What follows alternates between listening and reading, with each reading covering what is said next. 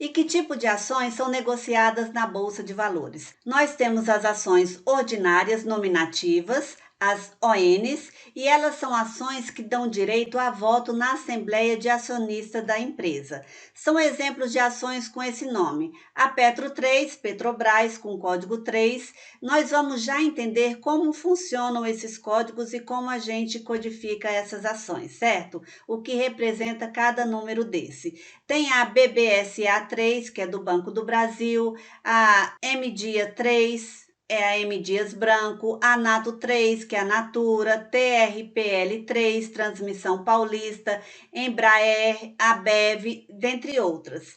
Só para a gente ter uma ideia, em abril de 2019, a TRPL3, que é uma empresa de transmissão de energia elétrica, ela apresentava um dividend yield de 12,82%. E o que é um dividend yield? As empresas distribuem parte dos seus lucros para os seus acionistas como forma de dividendos. E a dividend yield é uma medida que diz o seguinte: se você somar todos os dividendos recebidos em um ano e dividir pela cotação anual, a cotação mais atual da empresa, você tem um percentual daquela cotação que a empresa te pagou na forma de dividendos. Então, em um ano que essa empresa, TRPL3, em abril de 2019, ela entregou para os seus acionistas 12,82% do seu patrimônio, do seu valor de mercado para os seus acionistas. Esse é um dinheiro para os acionistas que eles podem fazer o que quiser. Na verdade, é uma renda passiva, porque o que eles tiveram que fazer foi comprar a ação da empresa. E se a gente contabilizar nos últimos 10 anos, as ações da TRPL3 aumentou em cotação 278%, que isso é bem mais do que a inflação e deu bem mais do que a renda fixa deu nos últimos 10 anos. E de outro lado, nós temos as ações preferenciais nominativas chamadas de PN. São ações que não dão direito a voto em assembleias de acionistas, mas ela te dá preferência no recebimento dos dividendos. Ou seja, o seu percentual de recebimento é relativamente maior. Pode ser muito ou pouco maior, a depender de cada empresa.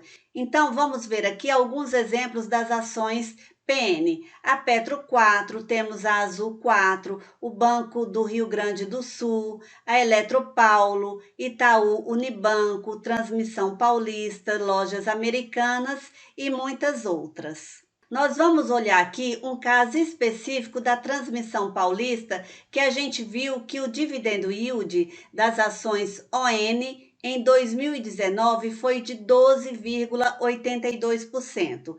No caso das PNs, a dividend yield foi de 14,66%. Ou seja, quem tinha essas ações PN da empresa recebeu mais dividendo do que quem tinha ações ON. E as ações PN também aumentaram em sua cotação um pouco a mais, um pouco maior do que aumentou as ações ON, que no caso aumentou em 298% das ações PN, em termos de cotações nos últimos 10 anos, o que é uma valorização até razoável em termos de capital, certo?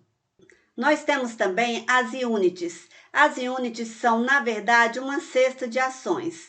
Não são todas empresas que têm as units, que negociam units no mercado. No link você pode ver aqui embaixo que foram obtidas diretamente do site da B3.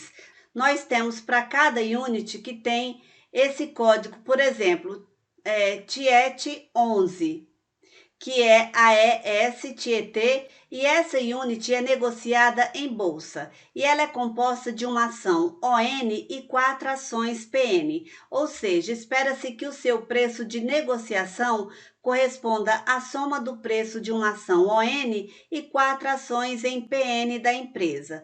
Mas por que se negocia as units no mercado?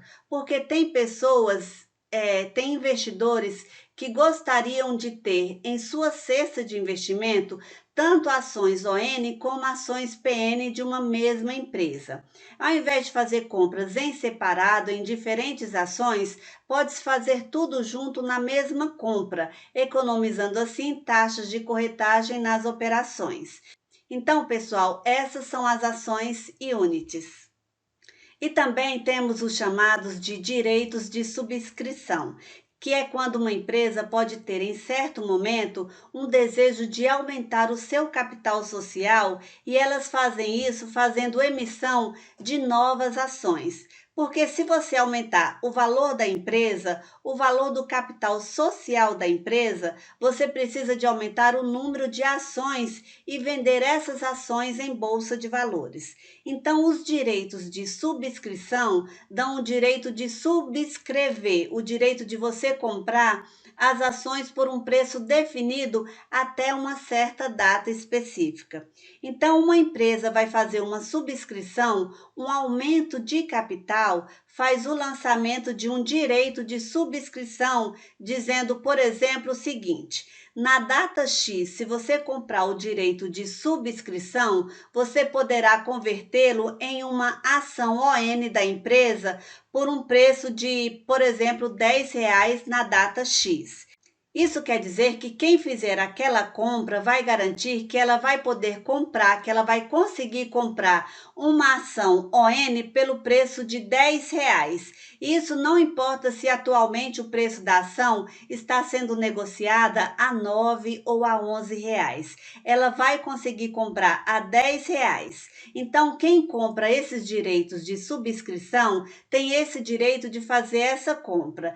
E no caso de investidores que pensam mais em participação societária, eles têm uma tendência a participar dessas campanhas de subscrição para manter o mesmo percentual da participação das empresas.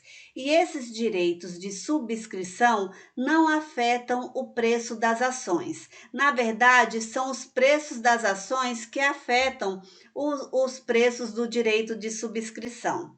Quando você vai comprar um direito de subscrição, vamos supor nesse exemplo aqui, o preço de uma ação que ia ser negociada por R$ 10 na data X, vamos supor que o direito de subscrição esteja sendo negociado por 50 centavos. Imagine que é porque a ação estava sendo negociada hoje a R$ 10 ou a R$ 10,20.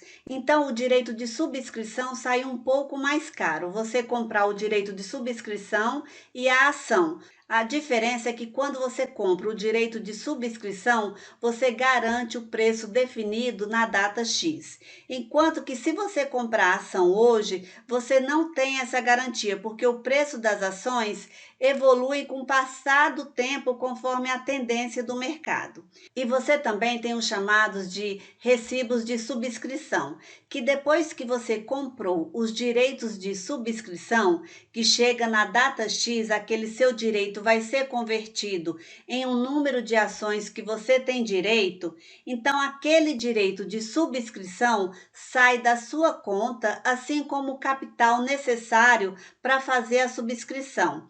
Como no caso de cada ação a R$ 10 e o recibo de subscrição nada mais é do que a ação que é temporária, que aparece na sua carteira, que vai ser convertida mais na frente em uma ação que você vai receber. É como se fosse um recibo na forma de um título, para realmente marcar o final da venda, da comercialização dos direitos de subscrição. E aquele direito de subscrição é convertido em um recibo, pois desse recibo será convertido nas ações.